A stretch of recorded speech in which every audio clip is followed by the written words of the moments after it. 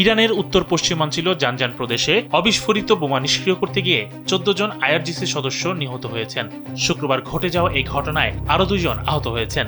ইরানি সংবাদ মাধ্যম জানিয়েছে, দীর্ঘদিন ধরে ওই এলাকায় পড়ে থাকা বিস্ফোরক সরানোর কাজ চলছিল, কিন্তু হঠাৎ এক শক্তিশালী বিস্ফোরণে এই প্রাণহানির ঘটনা ঘটে। জানানো হয়েছে, শত্রুপক্ষের ক্লাস্টার বোমা ও আকাশ থেকে ফেলা মাইনের কারণে প্রায় 1200 হেক্টর কৃষিজমি দূষিত হয়ে পড়ে। এতে সাধারণ মানুষের জীবনও ঝুঁকিতে ছিল, তাই বিশেষজ্ঞ দল সেখানে অভিযান চালাচ্ছিল।